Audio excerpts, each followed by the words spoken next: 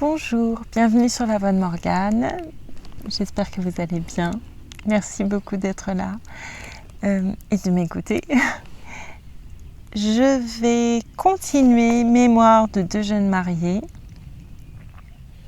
J'en étais au chapitre 34 de Madame de Macumer à la vicomtesse de l'Estorade. Avril 1826. L'adresse de ma lettre t'annoncera, ma chère, le succès de mes sollicitations. Voilà ton beau-père, comte de l'Estorade. Je n'ai pas voulu quitter Paris sans t'avoir obtenu ce que tu désirais et je t'écris devant le garde des Sceaux qui m'est venu dire que l'ordonnance est signée. À bientôt. Chapitre 35. Madame de Macumer à Madame la vicomtesse de l'Estorade. Marseille, juillet. Mon brusque départ va t'étonner. J'en suis honteuse, mais comme avant tout je suis vraie et que je t'aime toujours autant, je vais te dire naïvement tout en 4 mots. Je suis horriblement jalouse. Felipe te regardait trop. Vous aviez ensemble au pied de ton rocher de petites conversations qui me mettaient au supplice, me rendaient mauvaise et changeaient mon caractère. Ta beauté vraiment espagnole devait lui rappeler son pays et cette Marie Heredia, de laquelle je suis jalouse car j'ai la jalousie du passé.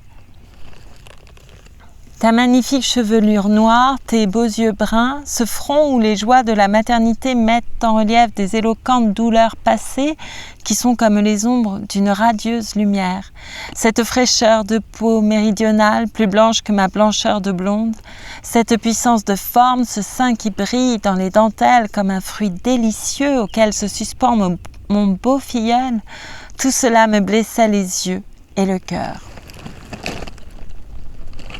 J'avais beau tantôt mettre des bleuets dans mes grappes de cheveux, tantôt relever la fadeur de mes tresses blondes par des rubans cerises, tout cela pâlissait devant une Renée que je ne m'attendais pas à trouver dans cette oasis de la crampade.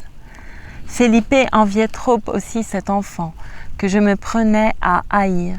Oui, cette insolente vie qui remplit ta maison, qui l'anime, qui y crie, qui y rit, je la voulais à moi. J'ai lu des regrets dans les yeux de Macumer, j'en ai pleuré pendant 2 nuits à son insu. J'étais au supplice chez toi. Tu es trop belle femme et trop heureuse mère pour que je puisse rester auprès de toi. Ah, hypocrite, tu te plaignais. D'abord, ton l'Estorade est très bien, il cause agréablement, ses cheveux noirs mélangés de blanc sont jolis. Il a de beaux yeux et ses façons de méridional ont ce je ne sais quoi qui plaît.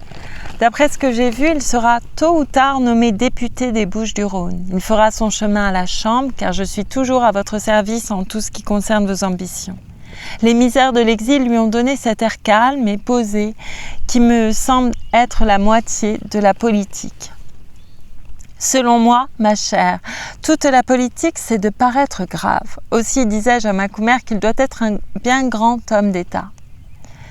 Enfin, après avoir acquis la certitude de ton bonheur, je m'en vais à Tire-d'aile, contente dans mon cher Chantepleurs, où Felipe s'arrangera pour être père. Je ne peux t'y recevoir qu'ayant à mon sein un bel enfant semblable au tien. Je mérite tous les noms que tu voudras me donner. Je suis absurde, infâme, sans esprit. Hélas, on est tout cela quand on est jalouse. Je ne t'en veux pas, mais je souffrais, et tu me pardonneras de m'être soustraite à de telles souffrances. Encore 2 jours, j'aurais commis quelques sottises. Oui, excusez-moi. Oui, j'eusse été de mauvais goût. Malgré ces rages qui me mordaient le cœur, je suis heureuse d'être venue, heureuse de t'avoir vue mère si belle et si féconde, encore mon amie au milieu de tes joies maternelles, comme je reste toujours la tienne au milieu de mes amours. Tiens, à Marseille, à quelques pas de vous, je suis déjà fière de toi, fière de cette grande mère de famille que tu seras. Avec quel sens tu devinais ta vocation? Car tu me sembles née pour être plus mère qu'amante, comme moi je suis plus née pour l'amour que pour la maternité. Certaines femmes ne peuvent être ni mères ni amantes, elles sont ou trop laides ou trop sottes.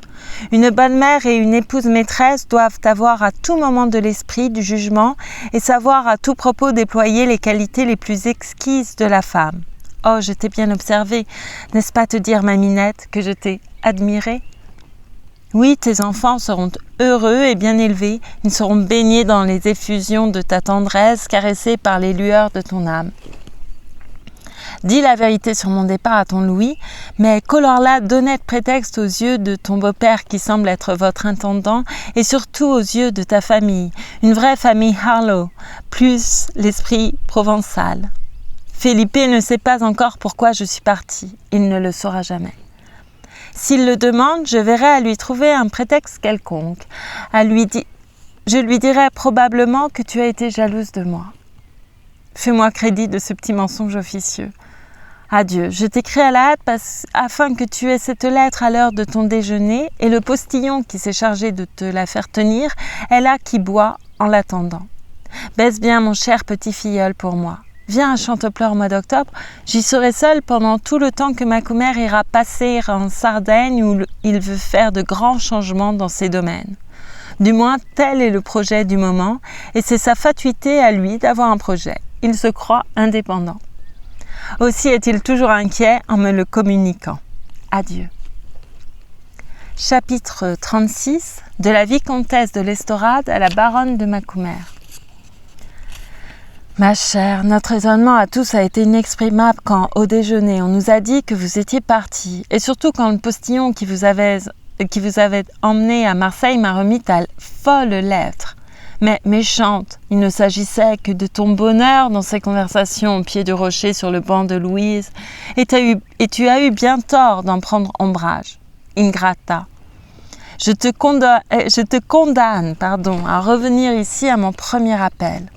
Dans cette odieuse lettre griffonnée sur du papier d'auberge, tu ne m'as pas dit où tu t'arrêteras. Je suis donc obligée de t'adresser ma réponse à Chantepleurs. Écoute-moi, chère sœur d'élection, et sache avant tout que je te veux heureuse. Ton mari, ma Louise, a je ne sais quelle profondeur d'âme et de pensée qui impose autant que sa gravité naturelle et que sa contenance noble impose. Puis il y a dans sa laideur, si spirituelle, dans ce regard de velours, une puissance vraiment majestueuse. Il m'a donc fallu quelque temps avant d'établir cette familiarité sans laquelle il est difficile de s'observer à fond. Enfin, cet homme a été Premier ministre et il t'adore comme il adore Dieu, donc il devait dissimuler profondément. Et pour aller pêcher des secrets au fond de ce diplomate, sous les roches de son cœur, j'avais à déployer autant d'habileté que de ruse. Mais j'ai fini, sans que notre homme s'en soit douté, par découvrir bien des choses desquelles ma mignonne ne se doute pas. De nous deux, je suis un peu la raison, comme tu es l'imagination. Je suis le grave devoir, comme tu es le fol amour. Ce contraste d'esprit qui n'existait que pour nous deux, le sorçait plus à le continuer dans nos destinées. Je suis une humble vicomtesse campagnarde excessivement ambitieuse qui doit conduire sa famille dans une voie de prospérité, tandis que le monde sait Macumer ex-duc de Soria et que, duchesse de droit, tu règnes sur ce Paris où il est si difficile à qui que ce soit, même au roi, de régner. Tu as une belle fortune que Macumer va doubler s'il réalise ses projets d'exploitation pour ces immenses domaines de Sardaigne, dont les ressources sont bien connues à Marseille. Avoue que si l'une de nous deux devait être jalouse, ce serait moi. Mais rendons grâce à Dieu de ce que nous ayons chacune le cœur assez haut placé pour que notre amitié soit au-dessus des petitesses vulgaires. Je te connais. Tu as honte de m'avoir quittée. Malgré ta fuite, je ne te ferai pas grâce d'une seule des paroles que j'allais te dire aujourd'hui sous le rocher. Lis-moi donc avec attention, je t'en supplie, car il s'agit encore plus de toi que de Macumer, quoiqu'il soit pour beaucoup dans ma morale. D'abord, ma mignonne, tu ne l'aimes pas. Avant 2 ans, tu te fatigueras de cette adoration. Tu ne verras jamais en Felipe un mari, mais un amant, de qui tu te joueras sans nul souci, comme font d'un amant toutes les femmes. Non, Il ne t'impose pas, tu n'as pas pour lui ce profond respect, cette tendresse pleine de crainte d'une véritable amante a pour celui en qui elle voit un Dieu. Oh, j'ai bien étudié l'amour, mon ange, et j'ai jeté plus d'une fois la sonde dans les gouffres de mon cœur. Après t'avoir bien examiné, je puis te le dire, tu n'aimes pas. Oui, chère reine de Paris, de même que les reines, tu désireras être traitée en grisette, tu souhaiteras être dominée, entraînée par un homme fort qui, au lieu de t'adorer, saura te meurtrir le bras en te le saisissant au milieu d'une scène de jalousie. Macumer t'aime trop pour pouvoir jamais soit te réprimander, soit te résister. Un seul de tes regards, une seule de tes paroles d'enjôleuse fait fondre le plus fort de ses vouloirs. Tôt ou tard, tu le mépriseras de ce qu'il t'aime trop. Hélas, il te gâte comme je te gâtais quand nous étions au couvent, car tu es une des plus séduisantes femmes et un des esprits les plus enchanteurs qu'on puisse imaginer. Tu es vrai surtout, et souvent le monde exige, pour notre propre bonheur, des mensonges auxquels tu ne descendras jamais. Ainsi, le monde demande qu'une femme ne laisse point voir l'empire qu'elle exerce sur son mari. Socialement parlant, un mari ne doit pas plus paraître l'amant de sa femme quand il l'aime en amant qu'une épouse ne doit jouer le rôle d'une maîtresse. Or, vous manquez tous deux à cette loi, mon enfant. D'abord, ce que le monde pardonne le moins en le jugeant d'après ce que tu m'en as dit, c'est le bonheur. On doit le lui cacher. Mais ceci n'est rien. Il existe entre amants une égalité qui ne peut jamais, selon moi, apparaître entre une femme et son mari, sous peine d'un renversement social et sans des malheurs irréparables. Un homme nul est quelque chose d'effroyable, mais il y a quelque chose de pire, c'est un homme annulé. Dans un temps donné, tu auras réduit Macumer à n'être que l'ombre d'un homme. Il n'aura plus sa volonté, il ne sera plus lui-même, mais une chose façonnée à ton usage. Tu te le seras si bien assimilé qu'au lieu d'être deux, il n'y aura plus qu'une personne dans votre ménage et cet être-là sera nécessairement incomplet. Tu en souffriras. Et le mal sera sans remède quand tu daigneras ouvrir les yeux. Nous aurons beau faire, notre sexe ne sera jamais doué des qualités qui distinguent l'homme.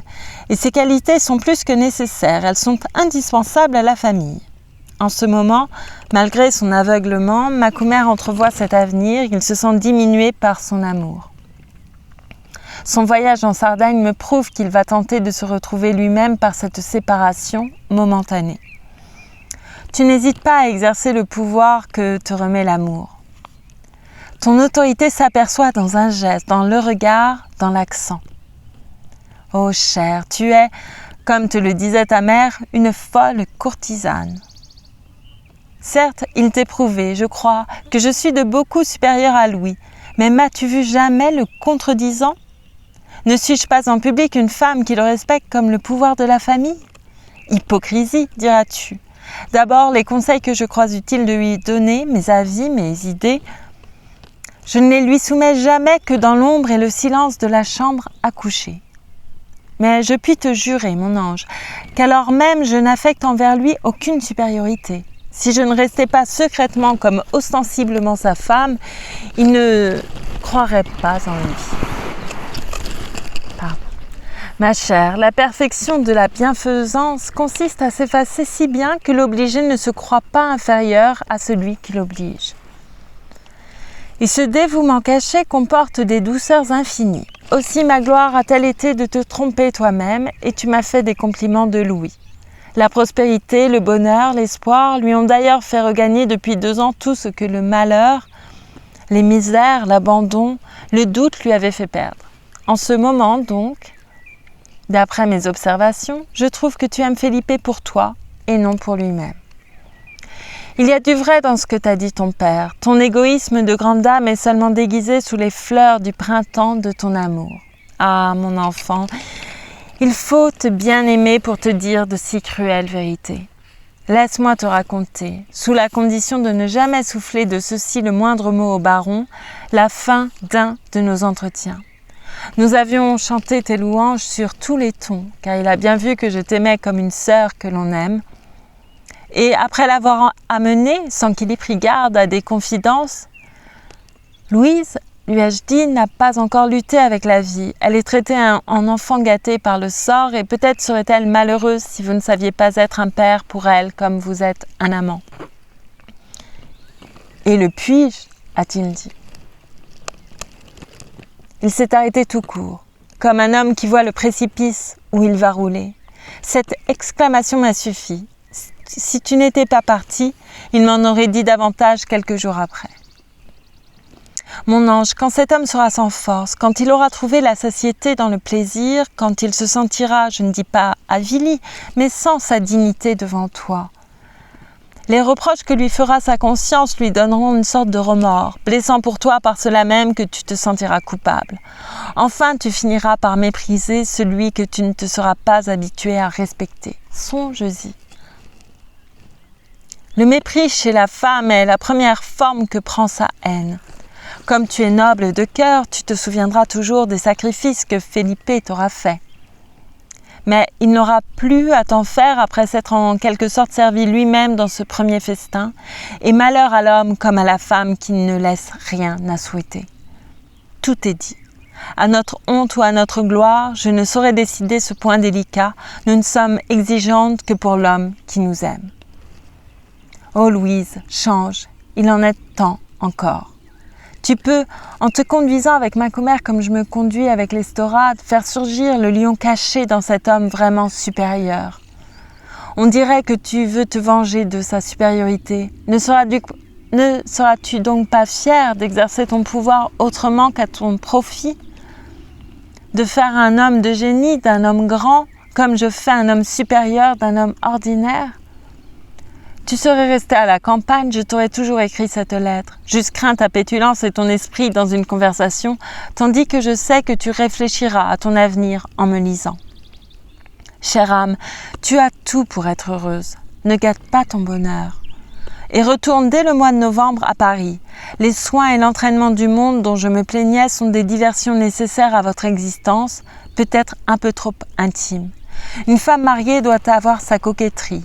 La mère de famille qui ne laisse pas désirer sa présence en se rendant rare au sein du ménage risque d'y faire connaître la satiété. Si j'ai plusieurs enfants, ce que je souhaite pour mon bonheur, je te jure que dès qu'ils arriveront à un certain âge, je me réserverai des heures pendant lesquelles je serai seule. Car il faut se faire demander par tout le monde, même par ses enfants. Adieu, chère jalouse. Sais-tu qu'une femme vulgaire serait flattée de t'avoir causé ce mouvement de jalousie? Hélas, je ne puis que m'en affliger car il n'y a en moi qu'une mère et une sincère amie.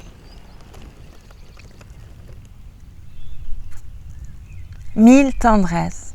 Enfin, fais tout ce que tu voudras pour excuser ton départ. Si tu n'es pas sûr de Felipe, je suis sûre de Louis.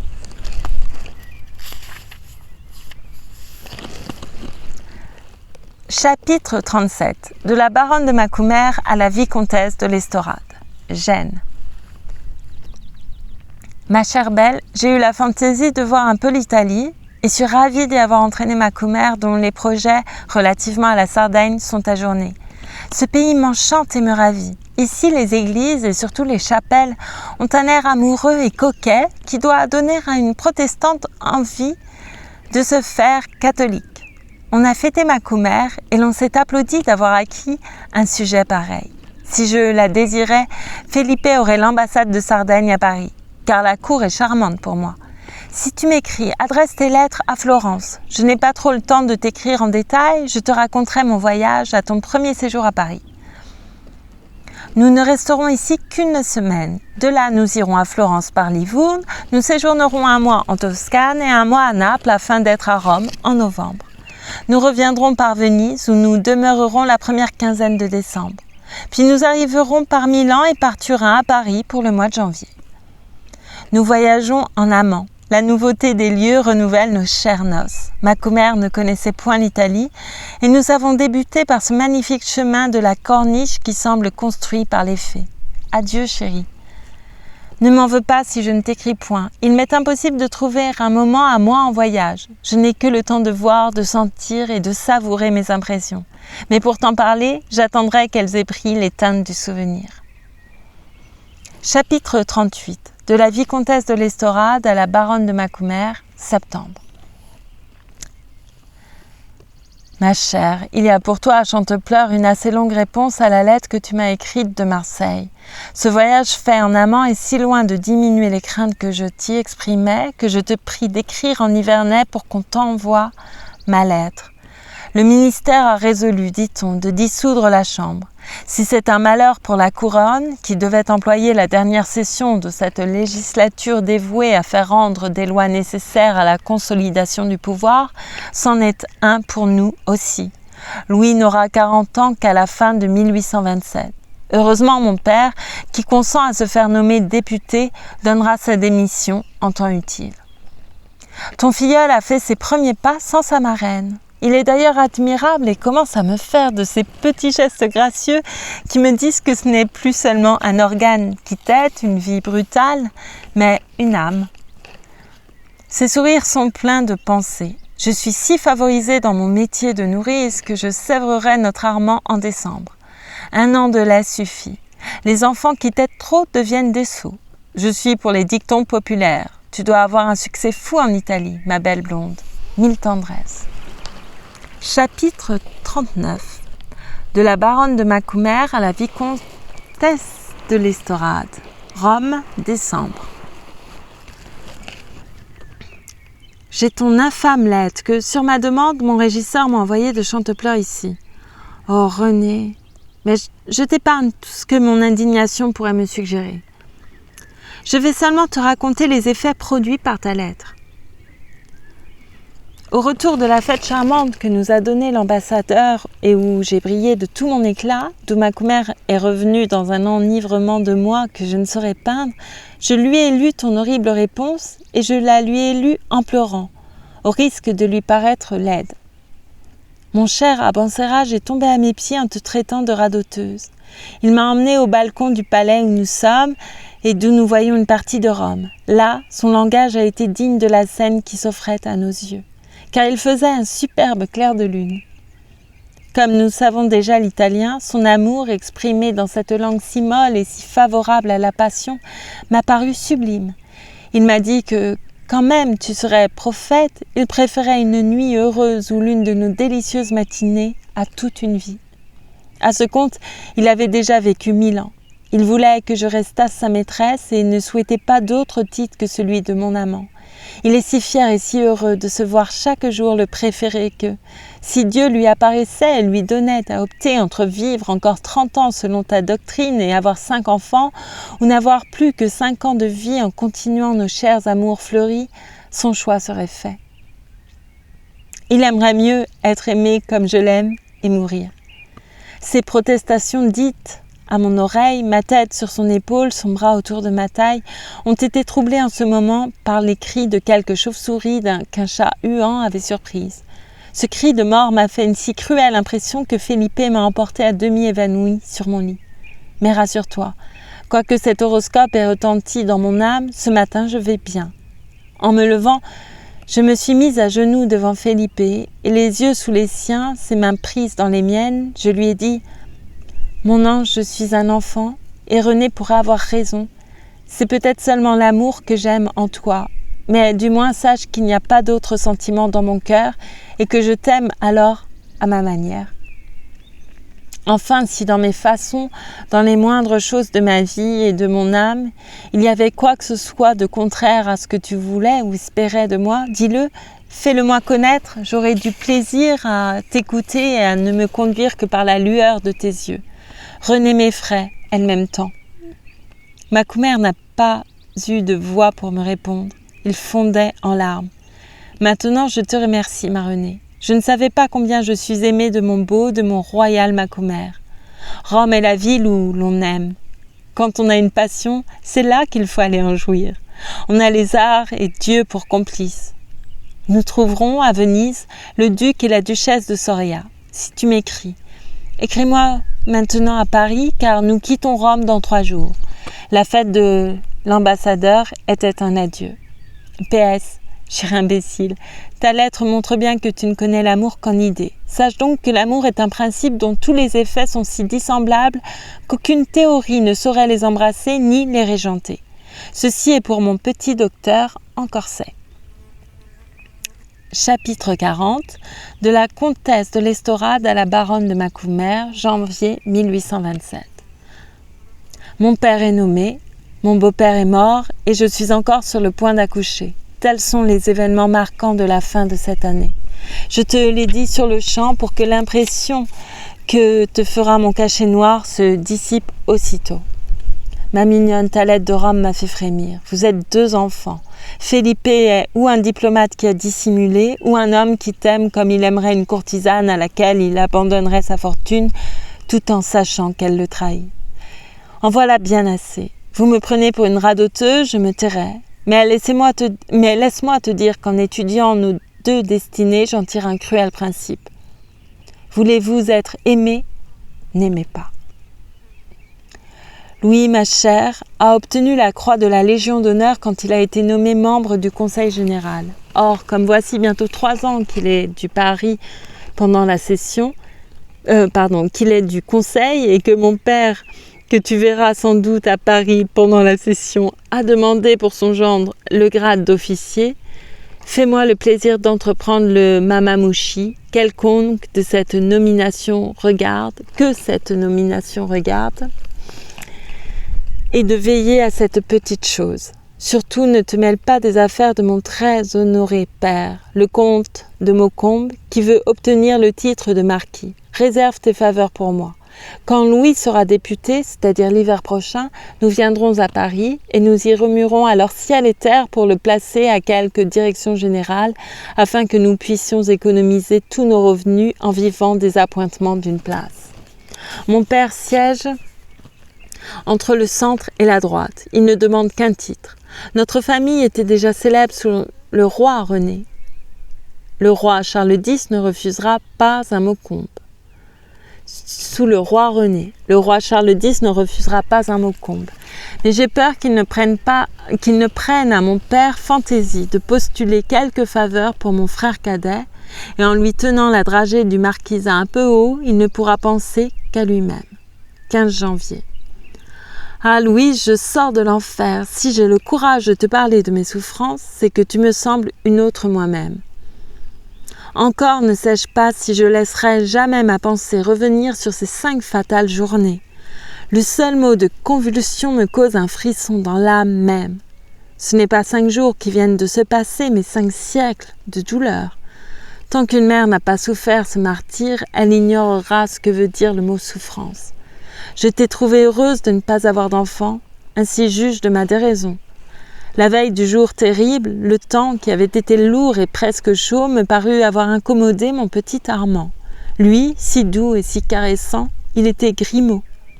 Il me criait à propos de tout, il voulait jouer et brisait ses joujoux. Peut-être toutes les maladies s'annoncent-elles chez les enfants par des changements d'humeur. Attentive à cette singulière méchanceté, j'observais chez Armand des rougeurs et des pâleurs que j'attribuais à la pousse de 4 grosses dents qui percent à la fois. Aussi l'ai-je couché près de moi, m'éveillant de moment en moment. Pendant la nuit, il eut un peu de fièvre qui ne m'inquiétait point. Je l'attribuais toujours aux dents. Vers le matin, il dit « Maman !» en demandant à boire par un geste, mais avec un éclat dans la voix, avec un mouvement convulsif dans le geste qui me glacèrent le sang. Je sautai hors du lit pour aller lui préparer de l'eau sucrée. Juge de mon effroi quand en lui présentant la tâche, je ne lui vis faire aucun mouvement. Il répétait seulement « Maman » de cette voix qui n'était plus sa voix, qui n'était même plus une voix. Je lui pris la main, mais elle n'obéissait plus. Elle se roidissait. Je lui mis alors la tasse aux lèvres. Le pauvre petit but d'une manière effrayante par 3 ou 4 gorgées convulsives, et l'eau fit un bruit singulier dans son gosier. Enfin, il s'accrocha désespérément à moi, et j'aperçus ses yeux, tirés par une force intérieure, devenir blancs, ses membres perdre leur souplesse. Je jetai des cris affreux. Louis vint. « Un médecin, il meurt !» lui criai-je. Louis disparut, et mon pauvre Armand dit encore « Maman, maman !» en se cramponnant à moi. Ce fut le dernier moment où il sut qu'il avait une mère.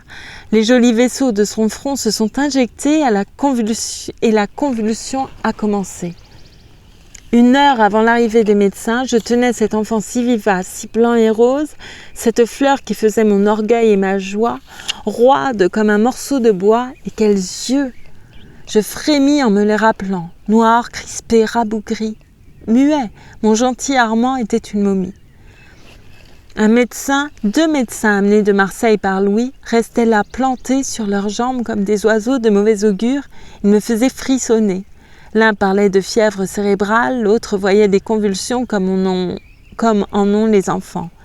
Le médecin de notre canton me paraissait être le plus sage parce qu'il ne prescrivait rien. « C'est les dents, disait le second. « C'est une fièvre, disait le premier.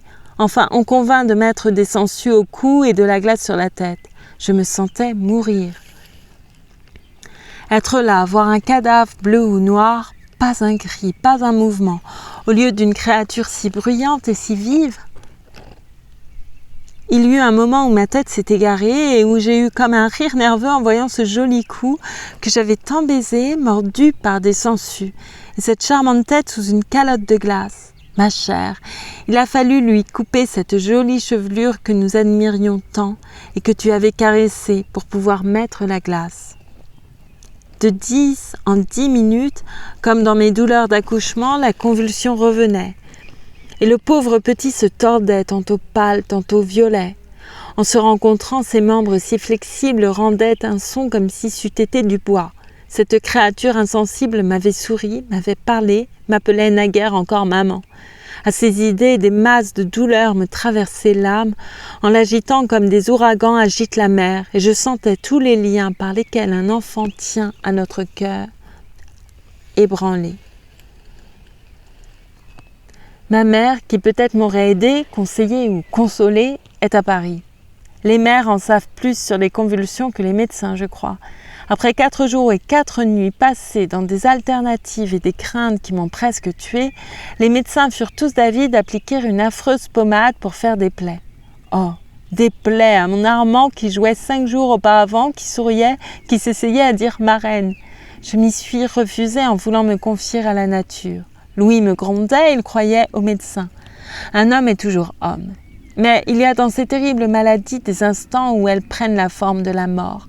Et pendant un de ces instants, ce remède que j'abominais me parut être le salut d'Armand. Mais à Louise, la peau était si sèche, si rude, si aride, que l'onguent ne prit pas. Je me mis alors à fondre en larmes pendant si longtemps au-dessus du lit, que le chevet en fut mouillé. Les médecins dînaient, eux. Me voyant seule, j'ai débarrassé mon enfant de tous les topiques de la médecine. Je l'ai pris quasi folle entre mes bras, je l'ai serré contre ma poitrine. J'ai appuyé mon front à son front en priant Dieu de lui donner ma vie, tout en essayant de la lui communiquer. Je l'ai tenu pendant quelques instants ainsi, voulant mourir avec lui pour n'en être séparée ni dans la vie ni dans la mort. Ma chère, j'ai senti les membres fléchir. La convulsion a cédé. Mon enfant a remué, les sinistres et horribles couleurs ont disparu. J'ai crié comme quand il était tombé malade, les médecins ont monté, je leur ai fait voir Armand. « Il est sauvé !» s'est écrié le plus âgé des médecins. Oh, quelle parole, quelle musique! Les cieux s'ouvraient. En effet, 2 heures après, Armand renaissait. Mais j'étais anéantie. Il a fallu, pour m'empêcher de faire quelque maladie, le baume de la joie. Oh mon Dieu, par quelle douleur attachez-vous l'enfant à sa mère? Quel clou vous nous enfoncez au cœur pour qu'il tienne? N'étais-je donc pas assez mère encore, moi que les bégaiements et les premiers pas de cet enfant ont fait pleurer de joie, moi qui l'étudie pendant des heures entières pour bien accomplir mes devoirs et m'instruire au doux métier de mère? Était-il besoin de causer ces terreurs, d'offrir ces épouvantables images à celle qui fait de son enfant une idole? Au moment où je t'écris, notre Armand joue, il crie, il rit. Je cherche alors les causes de cette horrible maladie des enfants en songeant que je suis grosse. Est-ce la pousse des dents? Est-ce un travail particulier qui se fait dans le cerveau? Les enfants qui subissent des convulsions ont-ils une imperfection dans le système nerveux? Toutes ces idées m'inquiètent autant pour le présent que pour l'avenir. Notre médecin de campagne tient pour une excitation nerveuse causée par les dents. Je donnerais toutes les miennes pour que celles de notre petit Armand fussent faites. Quand je vois une de ces perles blanches poindre au milieu de sa gencive enflammée, il me prend maintenant des sueurs froides. L'héroïsme avec lequel ce cher ange souffre m'indique qu'il aura tout mon caractère. Il me jette des regards à fendre le cœur. La médecine ne sait pas grand-chose sur les causes de cette espèce de tétanos qui finit aussi rapidement qu'il commence, qu'on ne peut ni prévenir ni guérir. Je te le répète, une seule chose est certaine, voir son enfant en convulsion, voilà l'enfer pour une mère. Avec quelle rage je l'embrasse, oh comme je le tiens longtemps sur mon bras en le promenant. Avoir eu cette douleur quand je dois accoucher de nouveau dans 6 semaines, c'était une horrible aggravation du martyre. J'avais peur pour l'autre. Adieu ma chère et bien-aimée Louise, ne désire pas d'enfant, voilà mon dernier mot. Chapitre 41. De la baronne de Macumer à la vicomtesse de l'Estorade, Paris. Pauvre ange, Macumer et moi, nous t'avons pardonné tes mauvaisetés en apprenant combien tu as été tourmentée. J'ai frissonné, j'ai souffert en lisant les détails de cette double torture et me voilà moins chagrine de ne pas être mère. Je m'empresse de t'annoncer la nomination de Louis, qui peut porter la rosette d'officier. Tu désirais une petite fille, probablement tu en auras une, heureuse Renée. Le mariage de mon frère et de mademoiselle de Morsauf a été célébré à notre retour. Notre charmant roi, qui vraiment est d'une bonté admirable, a donné à mon frère la survivance de la charge de premier gentilhomme de la chambre dont est revêtu son beau-père. La charge doit aller avec les titres, a-t-il dit au duc de Lenoncourt-Givry. Mon père avait 100 fois raison. Sans ma fortune, rien de tout cela n'aurait eu lieu. Mon père et ma mère sont venus de Madrid pour ce mariage et y retournent après la fête que je donne demain aux nouveaux mariés. Le carnaval sera très brillant. Le duc et la duchesse de Soria sont à Paris. Leur présence m'inquiète un peu. Marie Heredia est certes une des plus belles femmes de l'Europe. Je n'aime pas la manière dont Felipe la regarde. Aussi redoublai-je d'amour et de tendresse. Elle ne t'aurait jamais aimé ainsi. Est une parole que je me garde bien de dire, mais qui est écrite dans tous mes regards, dans tous mes mouvements. Dieu sait si je suis élégante et coquette. Hier, Madame de Maufrigneuse me disait « Cher enfant, il faut vous rendre les armes ». Enfin, j'amuse tant Felipe qu'il doit trouver sa belle-sœur bête comme une vache espagnole. J'ai d'autant moins de regret de ne pas faire un petit avancérage que la duchesse accouchera sans doute à Paris. Elle va devenir laide. Si elle a un garçon, il se nommera Felipe en l'honneur du banni. Un malicieux hasard fera que je serai encore marraine. Adieu, chère. J'irai de bonne heure cette année à Chantepleurs, car notre voyage a coûté des sommes exorbitantes. Je partirai vers la fin de mars afin d'aller vivre avec économie en Nivernais. Paris m'ennuie d'ailleurs. Felipe soupire autant que moi après la belle solitude de notre parc, nos fraîches prairies et notre Loire pailletée par ses sables, à laquelle aucune rivière ne ressemble. Chantepleurs me paraîtra délicieux après les pompes et les vanités de l'Italie. Car après tout, la magnificence est ennuyeuse et le regard d'un amant est plus beau qu'un capo d'opéra, qu'un bel quadro. Nous t'y attendrons, je ne serai plus jalouse de toi. Tu pourras sonder Macumer. Tu pourras sonder à ton aise le cœur de mon Macumer, y pêcher des interjections, en ramener des scrupules. Je te le livre avec une superbe confiance. Depuis la scène de Rome, Felipe m'aime davantage. Il m'a dit hier, il regarde par-dessus mon épaule, que sa belle-sœur, la Marie de sa jeunesse, sa vieille fiancée, la princesse Heredia, son premier rêve était stupide. Oh cher, je suis pire qu'une fille d'opéra. Cette injure m'a causé du plaisir. J'ai fait remarquer à Felipe qu'elle ne parlait pas correctement le français. Elle prononce exemple, saint pour 5, che pour je. Enfin, elle est belle, mais elle n'a pas de grâce. Elle n'a pas la moindre vivacité dans l'esprit. Quand on lui adresse un compliment, elle vous regarde comme une femme qui ne serait pas habituée à en recevoir. Du caractère dont il aurait quitté Marie après 2 mois de mariage. Le duc de Soria, Don Fernand, est très bien assorti avec elle. Il a de la générosité, mais c'est un enfant gâté, cela se voit. Je pourrais être méchante et te faire rire, mais je m'en tiens au vrai. 1000 tendresses, mon ange. Chapitre 42. Renée à Louise. Ma petite fille a 2 mois. Ma mère a été la marraine et un vieux grand-oncle de Louis, le parrain de cette petite qui se nomme Jeanne Athénaïs. Dès que je le pourrai, je partirai pour vous aller voir à Chantepleurs, puisqu'une nourrice ne nous effraie pas.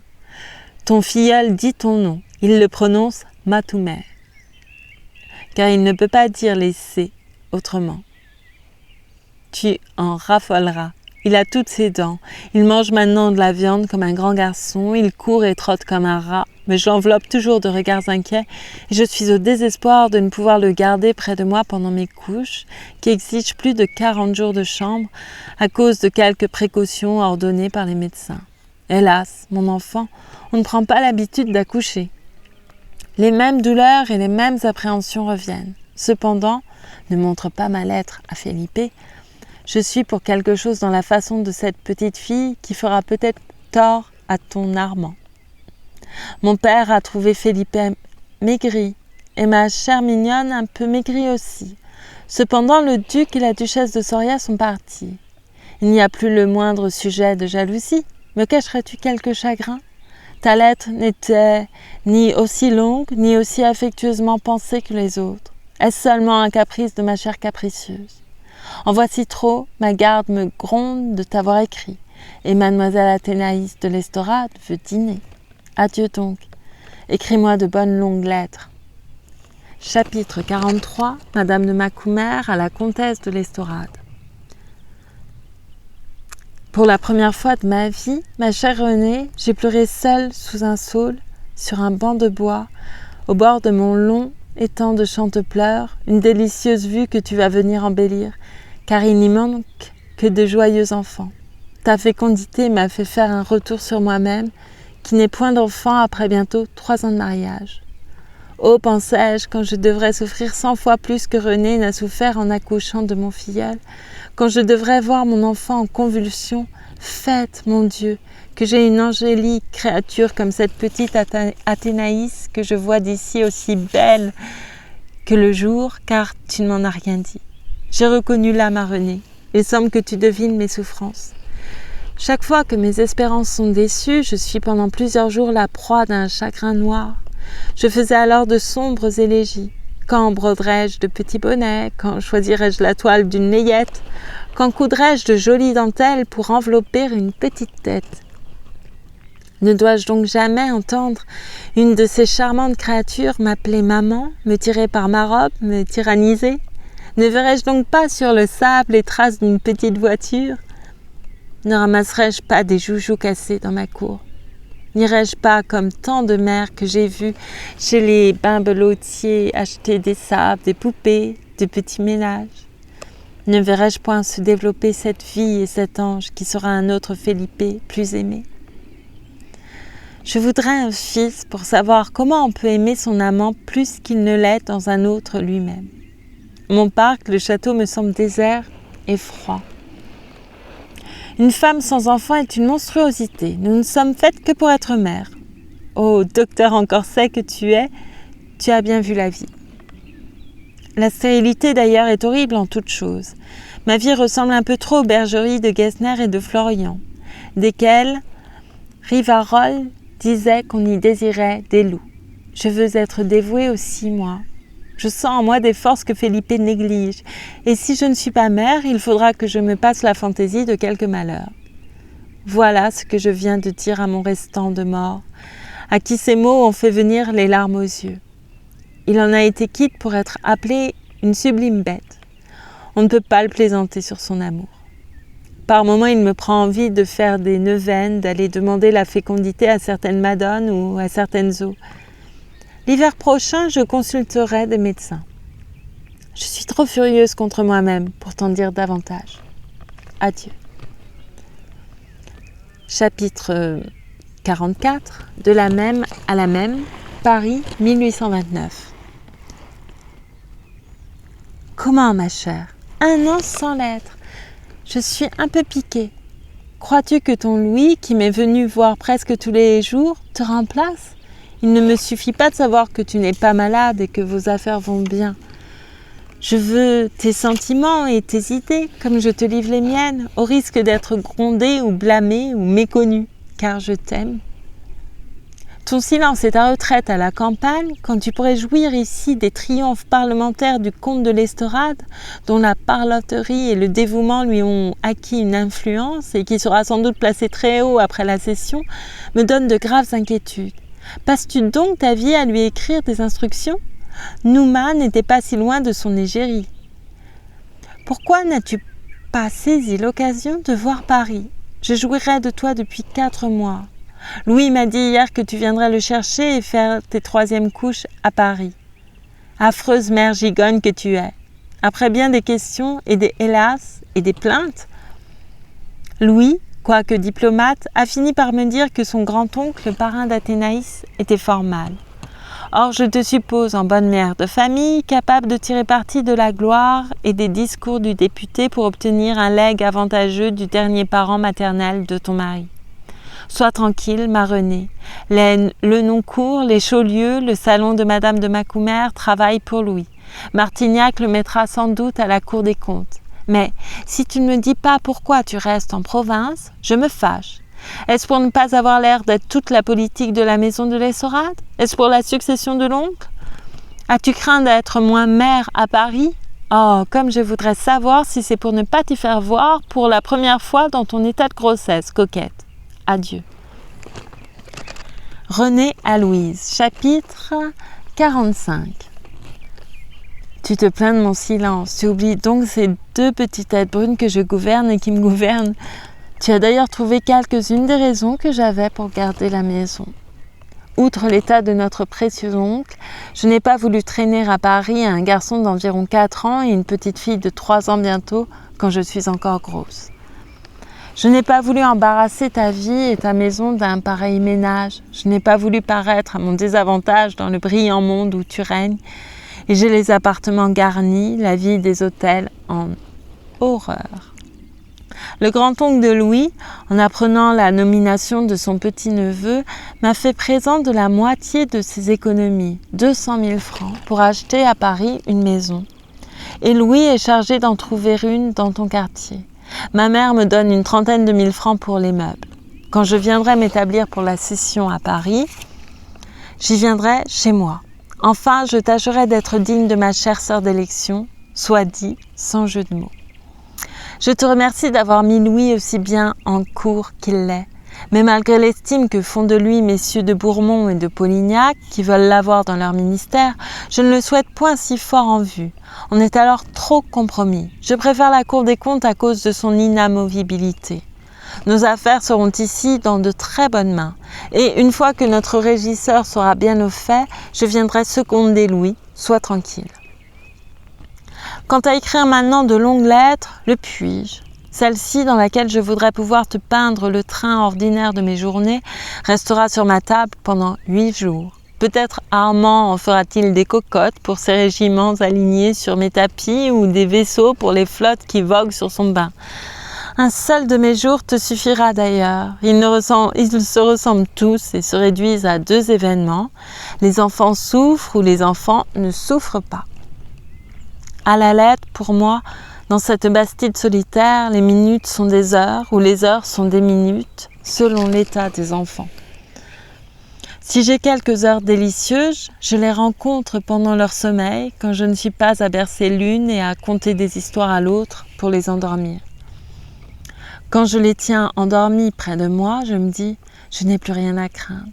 En effet, mon ange, durant le jour, toutes les mères inventent des dangers. Dès que les enfants ne sont plus sous leurs yeux, c'est des rasoirs volés avec lesquels Armand a voulu jouer, le feu qui prend à sa jaquette, un orvet qui peut le mordre, une chute en courant qui peut faire un dépôt à la tête, ou les bassins où il peut se noyer.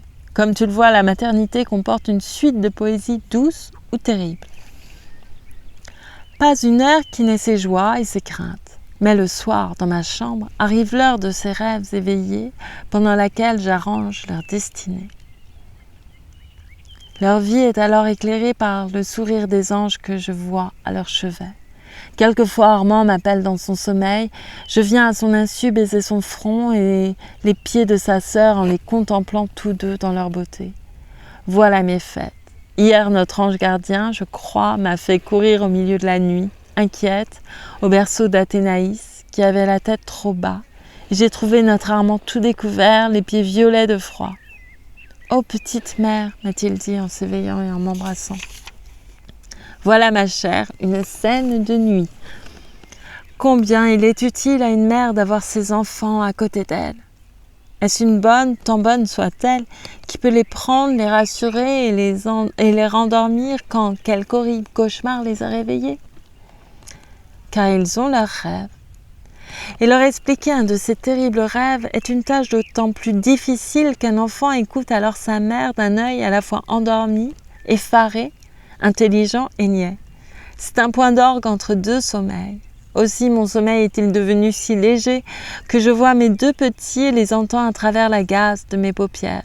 Je m'éveille à un soupir, à un mouvement. Le monstre des convulsions est pour moi toujours accroupi au pied de leur lit.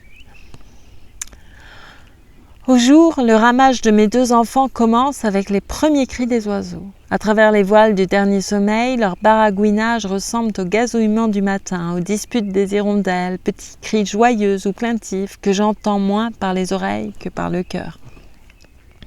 Pendant que Naïs essaie d'arriver à moi en opérant le passage de son berceau à mon lit, en se traînant sur ses mains et faisant des pas mal assurés, Armand grimpe avec l'adresse d'un singe et m'embrasse. Ces deux petits font alors de mon lit le théâtre de leur jeu, où la mère est à leur discrétion.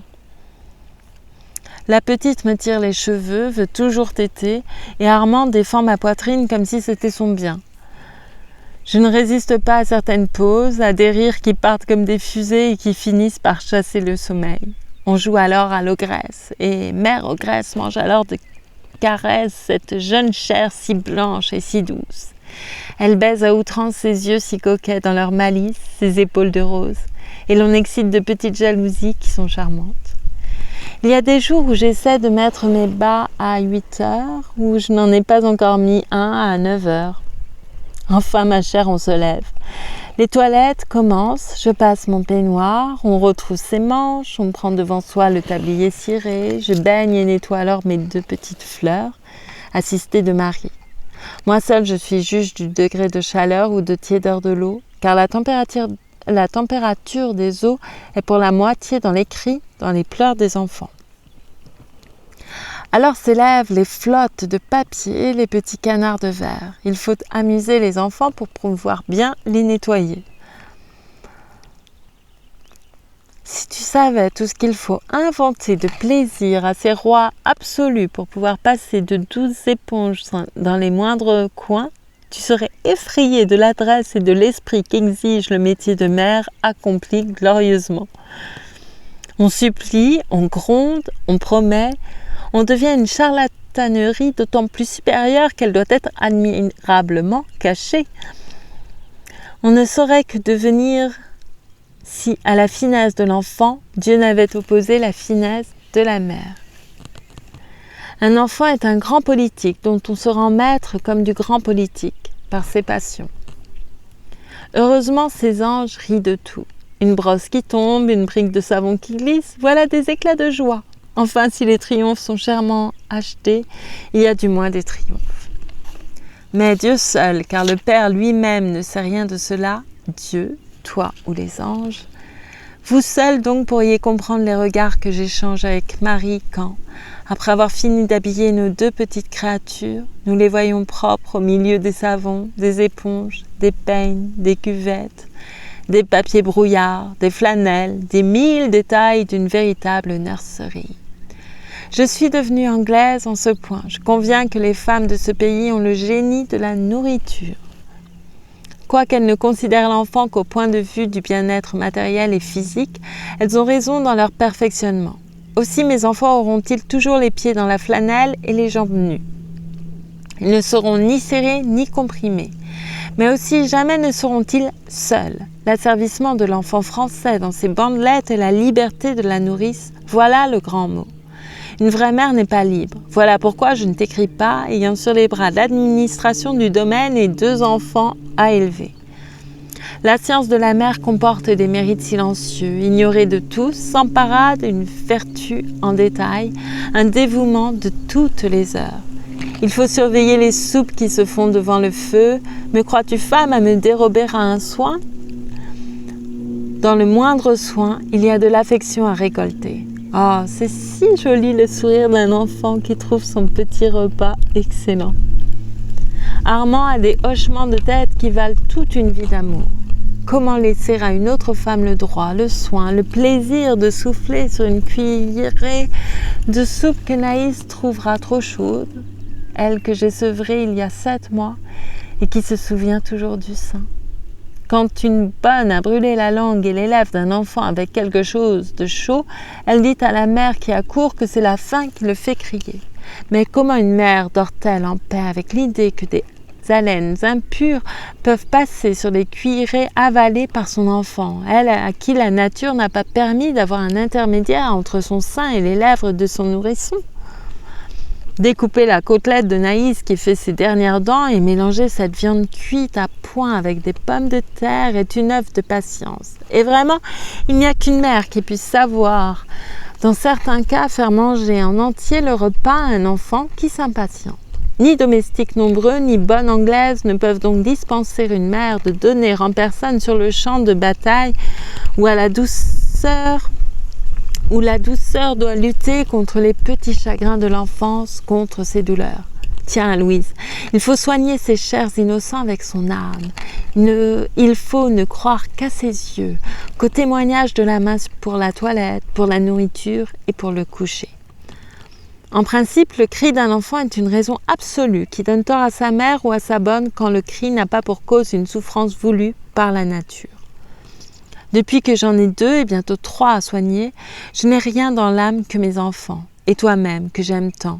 Tu n'es qu'à l'état de souvenir. Je ne suis pas toujours habillée à 2 heures. Aussi, ne croyais-je pas aux mères qui ont des appartements rangés, des cols, des robes, des affaires en ordre.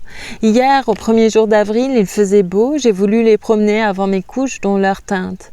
Eh bien, pour une mère, c'est tout un poème qu'une sortie, et l'on se le promet la veille pour le lendemain. Armand devait mettre pour la première fois une jaquette de velours noir, une nouvelle collerette que j'avais brodée, une toque écossaise aux couleurs des Stuarts et à plumes de coq. Naïs allait être en blanc et rose avec les délicieux bonnets des baby, car elle est encore un baby. Elle va perdre ce joli nom quand viendra le petit qui me donne des coups de pied et que j'appelle mon mendiant, car il sera le cadet. J'ai vu déjà mon enfant en rêve et sais que j'aurai un garçon. Bonnet, collerette, jaquette, les petits bas, les souliers mignons, les bandelettes roses pour les jambes, la robe en mousseline brodée à dessin en soie, tout était sur mon lit. Quand ces 2 oiseaux si gais et qui s'entendent si bien ont eu leur chevelure brune bouclée chez l'un, doucement amenée sur le front et bordant le bonnet blanc et rose chez l'autre, quand les souliers ont été agrafés, quand ces petits mollets nus, ces pieds si bien chaussés ont trotté dans la nurserie, quand ces deux faces cleans, comme dit Marie en français limpide, quand ces yeux pétillants ont dit « Allons », je palpitais. Oh, voir des enfants parés par nos mains, voir cette peau si fraîche où brillent les veines bleues quand on les a baignés, étuvés, épongés, soi-même, rehaussé par les vives couleurs du velours ou de la soie, mais c'est mieux qu'un poème. Avec quelle passion, satisfaite à peine, on les rappelle pour rebaiser ses coups qu'une simple collerette rend plus jolie que celui de la plus belle femme. Ces tableaux, devant lesquels les plus stupides lithographies coloriées arrêtent toutes les mères, moi je les fais tous les jours. Une fois sortie, jouissant de mes travaux, admirant ce petit Armand qui avait l'air du fils d'un prince et qui faisait marcher le baby le long de ce petit chemin que tu connais, une voiture est venue, j'ai voulu les ranger, les 2 enfants ont roulé dans une flaque de boue, et voilà mes chefs-d'œuvre perdus. Il a fallu les rentrer et les habiller autrement. J'ai pris ma petite dans mes bras sans voir que je perdais ma robe. Marie s'est emparée d'Armand et nous voilà rentrés. Quand un baby crie et qu'un enfant se mouille, tout est dit. Une mère ne pense plus à elle, elle est absorbée. Le dîner arrive, je n'ai la plupart du temps rien fait. Et comment puis-je suffire à les servir tous 2, à mettre les serviettes, à relever les manches et à les faire manger? C'est un problème que je résous 2 fois par jour. Au milieu de ces soins perpétuels, de ces fêtes ou de ces désastres, il n'y a d'oublié que moi dans la maison. Il m'arrive souvent de rester en papillote quand les enfants ont été méchants. Ma toilette dépend de leur humeur. Pour avoir un moment à moi, pour t'écrire ces 6 pages, il faut qu'ils découpent les images de mes romances, qu'ils fassent des châteaux avec des livres, avec des échecs ou des jetons de nacre. Que Naïs dévide mes soies ou mes laines à sa manière qui, je t'assure, est si compliquée qu'elle y met toute sa petite intelligence et ne souffle mot. Après tout, je n'ai pas à me plaindre. Mes 2 enfants sont robustes, libres, et ils s'amusent à moins de frais qu'on ne pense. Ils sont heureux de tout. Il leur faut plutôt une liberté surveillée que des joujoux. Quelques cailloux roses, jaunes, violets ou noirs, de petits coquillages, les merveilles du sable font leur bonheur. Posséder beaucoup de petites choses, voilà leur richesse. J'examine Armand, il parle aux fleurs, aux mouches, aux poules, il les imite. Il s'entend avec les insectes qui le remplissent d'admiration. Tout ce qui est petit les intéresse. Armand commence à demander le pourquoi de toute chose. Il est venu voir ce que je disais à sa marraine. Il te prend d'ailleurs pour une fée et voit comme les enfants ont toujours raison. Hélas, mon ange, je ne voulais pas t'attrister en te racontant ces félicités. Voici pour te peindre ton filleul. L'autre jour, un pauvre nous suit, car les pauvres savent qu'aucune mère accompagnée de son enfant ne leur refuse jamais une aumône. Armand ne sait pas encore qu'on peut manquer de pain, il ignore ce qu'est l'argent. Mais comme il venait de désirer une trompette que je lui avais achetée, il l'attend d'un air royal au vieillard en lui disant « Tiens, prends !»« Me permettez-vous de la garder ?» me dit le pauvre. Quoi sur la terre mettre en balance avec les joies d'un pareil moment ? C'est que madame, moi aussi, j'ai eu des enfants, me dit le vieillard en prenant ce que je lui donnais sans y faire attention. Quand je songe qu'il faudra mettre dans un collège un enfant comme Armand, que je n'ai plus que 3 ans et demi à le garder, il me prend des frissons. L'instruction publique fauchera les fleurs de cette enfance bénie à toute heure, dénaturalisera ses grâces et ses adorables franchises. On coupera cette chevelure frisée que j'ai tant soignée, nettoyée et baisée. Que fera-t-on de cette âme d'Armand ? Et toi, que deviens-tu ? Tu ne m'as rien dit de ta vie. Aimes-tu toujours Felipe ? Car je ne suis pas inquiète du sarrasin. Adieu, Naïs vient de tomber, et si je voulais continuer, cette lettre ferait un volume. Chapitre 46, j'en ai perdu 10. Chapitre 46, Madame de Macumer à la comtesse de l'Estorade, 1829. Les journaux t'ont appris, ma bonne et tendre née, l'horrible malheur qui a fondu sur moi. Je n'ai pu t'écrire un seul mot, je suis restée à son chevet pendant une 20aine de jours et de nuits. J'ai reçu son dernier soupir, je lui ai fermé les yeux, je l'ai gardé pieusement avec les prêtres et j'ai dit les prières des morts. Je me suis infligé le châtiment de ces épouvantables douleurs et cependant, en voyant sur ses lèvres sereines le sourire qu'il m'adressait avant de mourir, je n'ai pu croire que mon amour l'ait tué. Enfin, il n'est plus, et moi, je suis. À toi qui nous as bien connus, que puis-je dire de plus ? Tout est dans ces 2 phrases. Oh, si quelqu'un pouvait me dire qu'on peut le rappeler à la vie, je donnerais ma part du ciel pour entendre cette promesse, car ce serait le revoir. Et le ressaisir ne fût-ce que pendant 2 secondes, ce serait respirer le poignard hors du cœur. Ne viendras-tu pas bientôt me dire cela ? Ne m'aimes-tu pas assez pour me tromper ? Mais non. Tu m'as dit à l'avance que je lui faisais de profondes blessures. Est-ce vrai ? Non, je n'ai pas mérité son amour. Tu as raison. Je l'ai volé. Le bonheur, je l'ai étouffé dans mes étreintes insensées. Oh, en t'écrivant, je ne suis plus folle, mais je sens que je suis seule. Seigneur, qu'est-ce qu'il y aura de plus dans votre enfer que ce mot-là ? Quand on me l'a enlevé, je me suis couchée dans le même lit, espérant mourir, car il n'y avait qu'une porte entre nous. Je me croyais encore assez de force pour la pousser. Mais hélas, j'étais trop jeune et après une convalescence de 40 jours, pendant lesquels on m'a nourri avec un art affreux par les inventions d'une triste science, je me vois à la campagne, assise à ma fenêtre au milieu des belles fleurs qu'il faisait soigner pour moi, jouissant de cette vue magnifique sur laquelle ses regards ont tant de fois erré.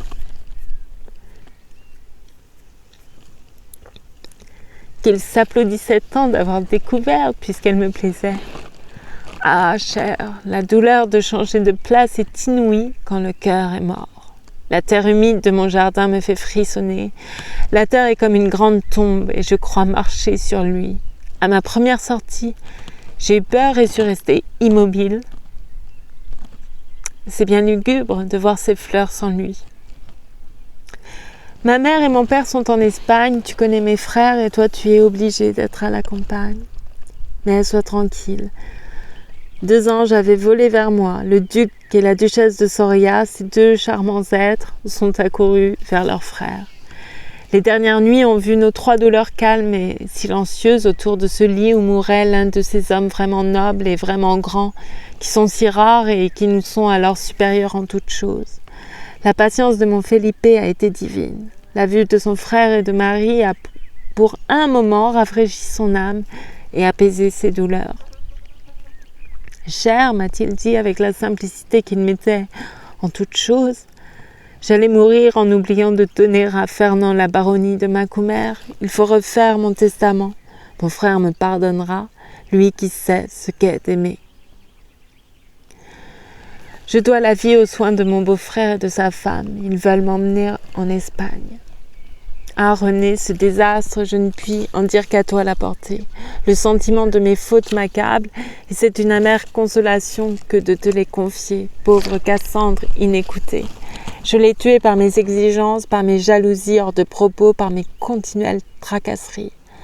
Mon amour était d'autant plus terrible que nous avions une exquise et même sensibilité. Nous parlions le même langage. Il comprenait admirablement tout.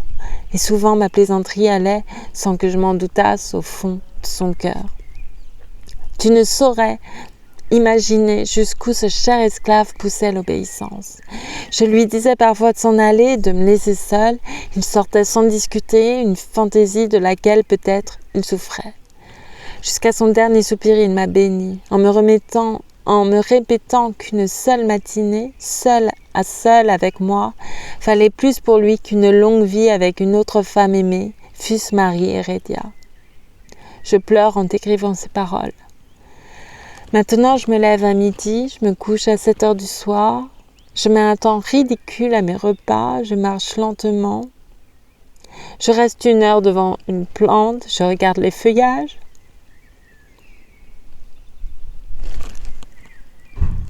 Je m'occupe avec mesure et gravité de rien. J'adore l'ombre.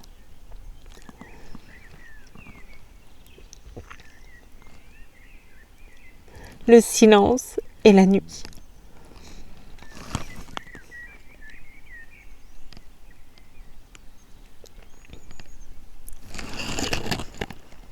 Enfin, je combats les heures et je les ajoute avec un sombre plaisir au passé.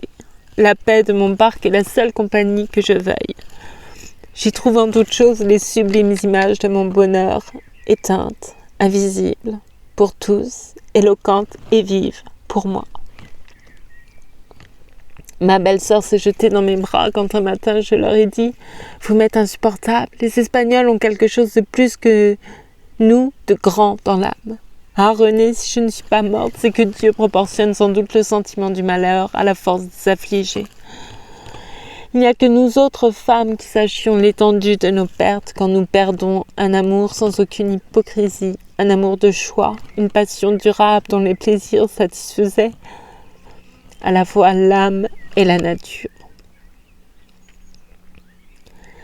Quand rencontrons-nous un homme si plein de qualités que nous puissions l'aimer sans avilissement ? Le rencontrer est le plus grand bonheur qui nous puisse advenir et nous ne saurions le rencontrer 2 fois.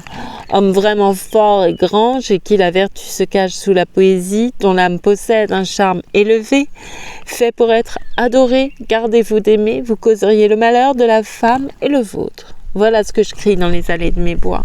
Et pas d'enfant de lui. Cet intarissable amour qui me souriait toujours, qui n'avait que des fleurs et des joies à me verser, cet amour fut stérile.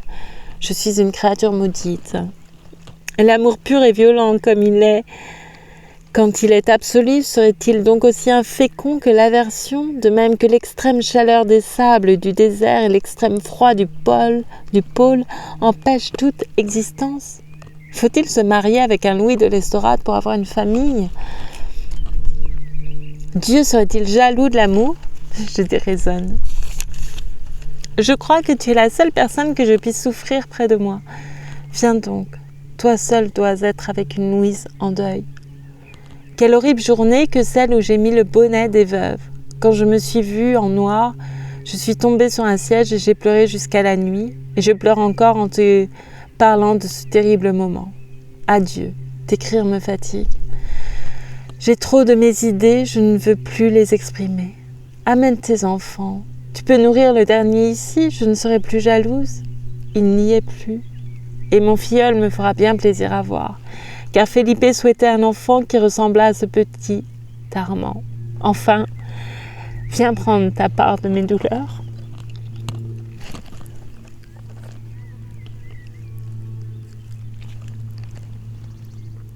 Chapitre 47.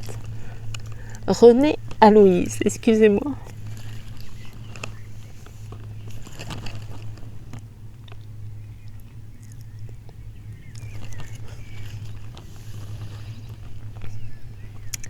« 1829.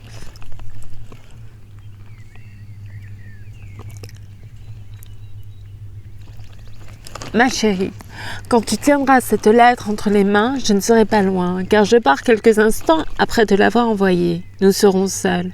Louis est obligé de rester en Provence à cause des élections qui vont s'y faire. Il veut être réélu et il y a déjà des intrigues de nouer contre lui par les libéraux. Je ne viens pas te consoler, je t'apporte seulement mon cœur pour tenir compagnie au tien et pour t'aider à vivre.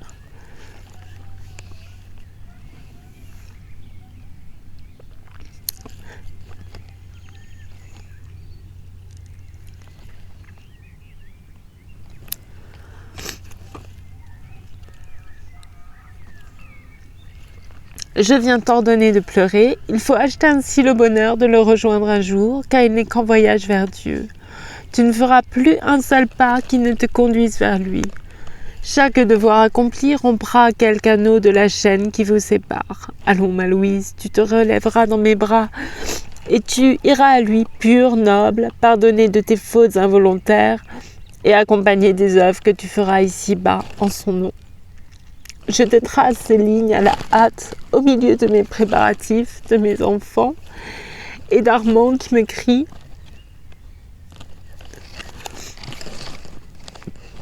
« Ma reine, allons la voir, à me rendre jalouse, c'est presque ton fils. »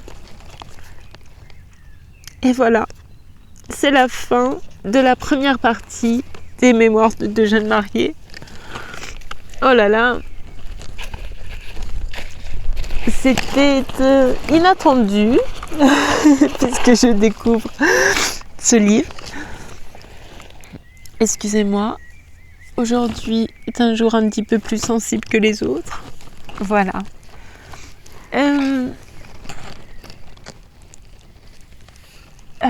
En même temps, il n'y a pas de mal à pleurer. Pour un livre, je ne sais pas, mais il n'y a pas de mal. Je vous remercie beaucoup pour votre patience, pour votre tolérance et pour votre écoute. Je vous dis à très bientôt pour la seconde partie et merci beaucoup, merci infiniment. À bientôt.